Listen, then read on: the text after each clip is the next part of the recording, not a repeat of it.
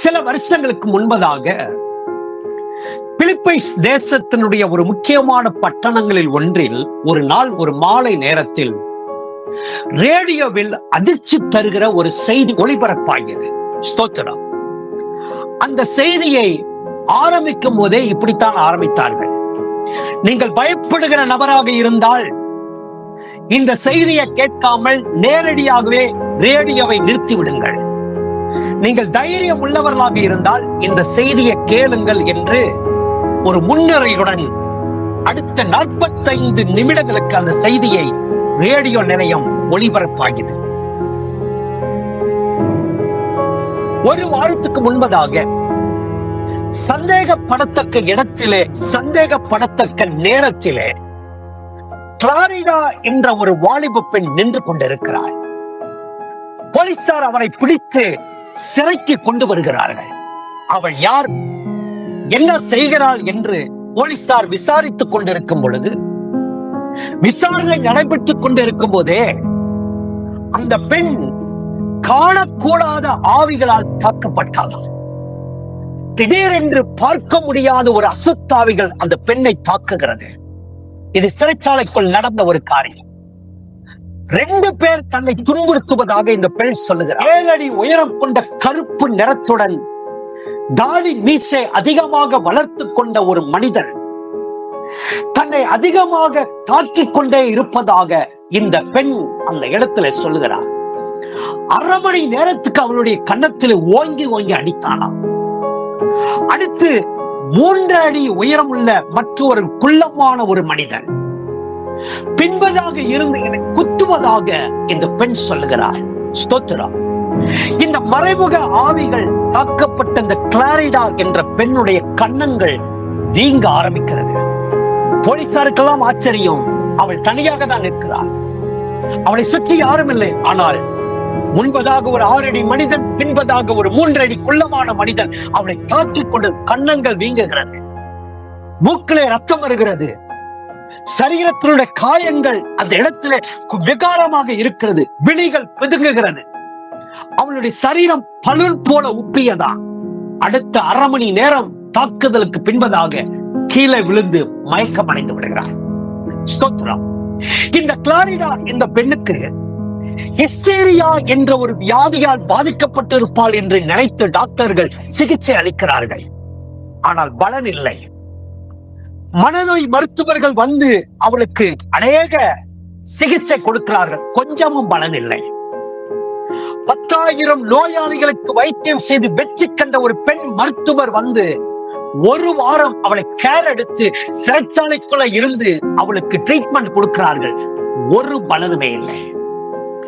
இந்த செய்தியை கேட்டு உங்களை எவராவது கிளாரிடாவுக்கு உதவி செய்ய கூடுமானால் அரசு அவளை வைத்திருக்கிற சிறைச்சாலைக்கு நீங்க வரலாம் என்றுதான் அன்றைக்கு மாலையிலே ரேடியோவில் ஒளிபரப்பப்பட்ட ஒரு செய்தி. இந்த நேரத்திலே ஒரு தேவ மனிதன், லெஸ்டர் சொமரால் என்ற ஒரு தேவ மனிதன் பிலிப்பைன்ஸ் தேசத்துக்கு ஊழியம் செய்யும்படியாக தன்னுடைய மனைவியோடு அவர் கடந்து போயிருக்கிறார். இந்த செய்தியை அவர் கேட்ட போது அன்றைக்கு இரவு முழுவதும் தன்னுடைய அறையில உட்கார்ந்து அவர் ஜெபம் பண்ண ஆரம்பித்தாராம். ஆண்டவரே, இந்த கிளாரிடாவுக்கு உதவி செய்ய உம்மானதான் கூடும்.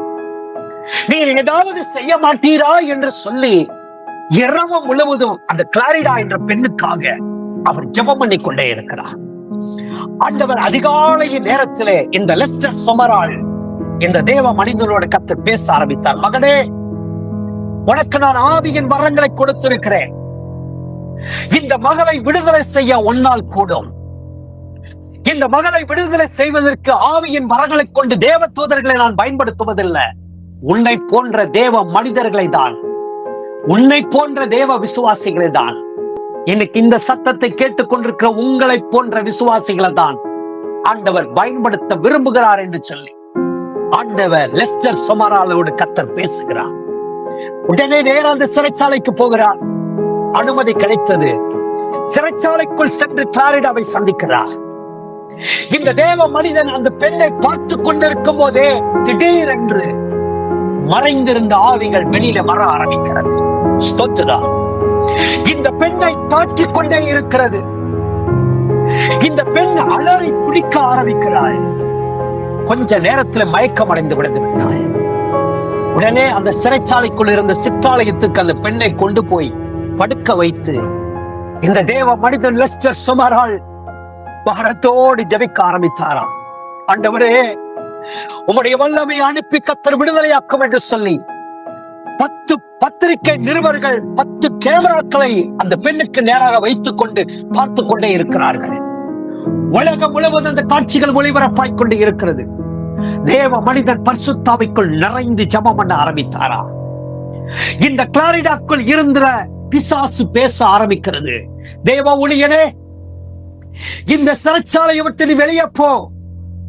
இது என்னுடைய மாளிகை. இங்கு என்னுடைய ராஜ்யம் தான் நடந்து கொண்டிருக்கிறது. இந்த பெண் எனக்குரியவள். இவளை விட்டு நீ போக வேண்டும்.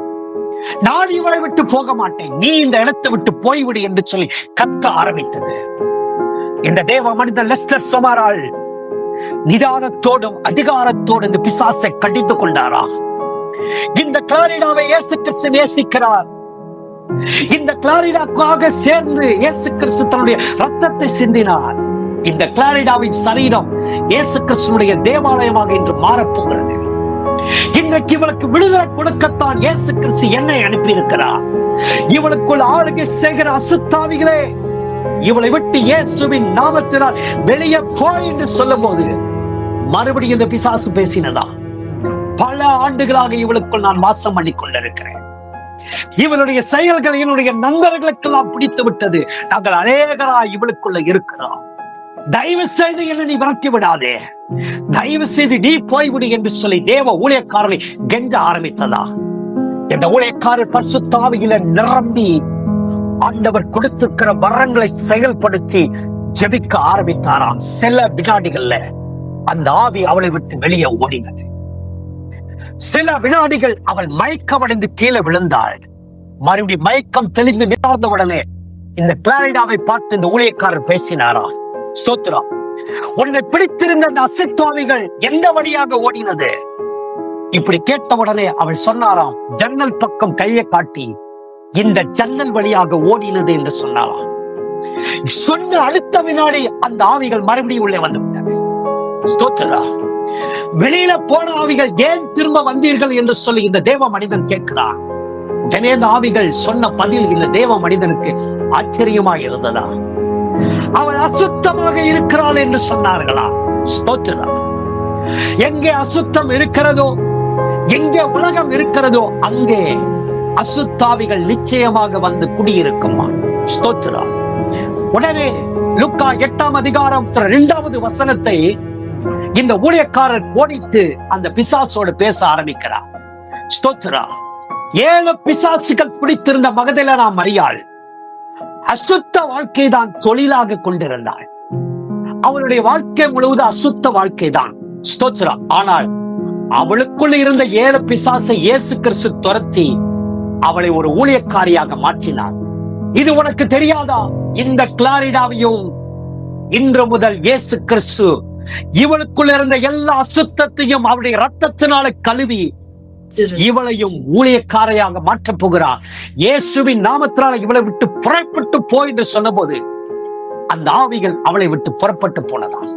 இப்ப கிளாரிடா விடுதலை பெற்று விட்டாள். மகிழ்ச்சியாக இருக்கிறார். 10 பத்திரிகைக்காரர்கள் அவளுடைய மாற்றத்தினுடைய பேட்டியை எடுத்துக்கொண்டே இருக்கிறார்கள். புகைப்படம் எடுக்கிறார்கள். மகிழ்ச்சி வெள்ளத்திலே கிளாரிடா ஸ்தோத்திரம் பதில் சொல்ல ஆரம்பிக்கிறாள். மருத்துவ நிபுணர்களால் கொடுக்க முடியாத ஒரு விடுதலையை, மருத்துவ ஞானிகளால் கொடுக்க முடியாத சந்தோஷத்தை இப்பொழுது நான் பெற்றுக்கொண்டேன். இந்த வார்த்தை சொல்லி முடித்தவுடனே மறுபடியும் அதே வெளியே போன அசுத்தாவிகள் இந்த கிளாரிடாவை தாக்க ஆரம்பிக்கிறது. லெஸ்டர் சுமாராலுக்கு ஒன்றுமே புரியவில்லை. ஏன் இந்த ஆவிகள் வெளியில போய் திரும்ப வருகிறது? மறுபடியும் கேட்கிறார், வெளியில போன ஆவிகளாகிய நீங்கள் மறுபடியும் ஏன் வந்தீர்கள்? உடனே இந்த ஆவிகள் பதில் சொல்லுது, இவள் உள்ளம் வெறுமையாக உள்ளது. ஸ்தோத்திரம். அதனால் நாங்கள் திரும்பி வந்தோம் என்று சொன்னார்கள். உடனே லெஸ்டர் சுமாராலுக்கு கர்த்தர் ஒரு வசனத்தை ஞாபகப்படுத்தினார். மத்தேயு 12ஆம் அதிகாரம் 43வது வசனத்திலிருந்து 45வது வசனம் வரை நீங்கள் பார்ப்பீங்க சொன்னால், அசுத்தாவி ஒரு மனிதனை விட்டு புறப்படும் போது வறண்ட இடங்களில் அலைந்து இளைப்பாறுதல் தேறியும் கண்டடையாமல் இந்த சம்பவம் நமக்கு தெரியும். இந்த ஆவி என்ன செய்கிறது? தான் விட்டு வந்த வீட்டுக்கு மறுபடியும் திரும்ப போவேன் என்று சொல்லி அங்கே வந்து பார்க்கிறது. அந்த வீடு வெறுமையாகவும் பெருக்கி ஜோடிக்கப்பட்டதாகவும் பார்க்கிறது. இது போய் தண்ணீரும் பொல்லாத 7 ஆவிகளை கூட்டிக் கொண்டு வந்து அந்த வீட்டுக்குள் குடிபுகுந்தது. வேதம் சொல்லுகிறது, முன்னிலைமை காட்டிலும் பின்னிலைமை அதிக கேடு உள்ளதாக இருந்தது. ஆண்டவர் சொன்ன இந்த சத்தியத்தை இந்த தேவ மனிதன் நினைவு கூற ஆரம்பித்தார். இப்பொழுது அவர் பேச ஆரம்பித்தாராம். அசுத்தாவை பார்த்து, கிளாரிடாவின் உள்ளம் இயேசுவுக்காக திறக்கப்பட்டிருக்கிறது. இப்பொழுது இயேசுவை இவர் ஏற்றுக்கொள்ள போகிறார். இவருடைய உள்ளம் முழுவதும் இயேசு நிரப்ப ஆரம்பிக்க போகிறார். இனி உனக்கு இந்த கிளாரிடாவுடைய சரீரத்தில் இடமில்லை, இயேசுவின் நாமத்தினாலே நிரந்தரமாக போய்விடு என்று சொல்லும் போது இந்த ஆவிகள் புறப்பட்டு போனதாம், திரும்ப வரவே இல்லை. இப்பொழுது கிளாரிடா ஒரு உண்மையுள்ள ஊழியக்காரியாக அநேக இடங்களில் சாட்சியாக இருக்கிறார். எவருக்கும் கொடுக்க முடியாத பிலிப்பைன்ஸ் நாட்டிலே விடுதலையை பரிசுத்த ஆவியானவர் கிளாரிடாவுக்கு கொடுத்தாரா?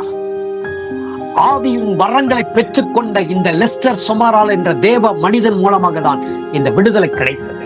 இன்றைக்கு கவனியுங்கள், உலகம் முழுவதும், நம்முடைய தேசம் முழுவதும், நம்முடைய பட்டணம் முழுவதும், ஏன் நம்முடைய சபையின் இடத்திலே, நம்முடைய குடும்பத்திலே இப்படிப்பட்ட கிளாரிடாவை போல பாவத்திலும் சாபத்திலும் பிரச்சனையிலும் போராட்டத்திலும் வேதனையிலும் கண்ணீரிலும் இழப்பிலும் ஸ்தோத்திரம் அநேக மந்திரத்தினாலும் வெள்ளி சூனியத்தினாலும் அநேக கட்டப்பட்டு கோடான கோடி பேர் விடுதலை இல்லாமல் மகிழ்ச்சி இல்லாமல் இவர்கள் எல்லாம் அலைந்து கொண்டிருக்கிறார்கள். இப்படிப்பட்டவர்களை விடுதலையாக்கத்தான், நம்முடைய குடும்பத்தாரை விடுதலையாக்கத்தான் ஆண்டவர் ஆவியின் வரங்களை நமக்கு ஆண்டவர் கொடுக்கிறாரா? கர்த்தருடைய பரிசுத்த நாமத்திற்கு மகிமை உண்டாவதாக. 1-2 பேர் மாத்திரம் இந்த வரங்களை பெற்றுக்கொண்டால் நம்மை சுற்றிலும் இருக்கிற எல்லாரையும் விடுதலையாக்க முடியாது.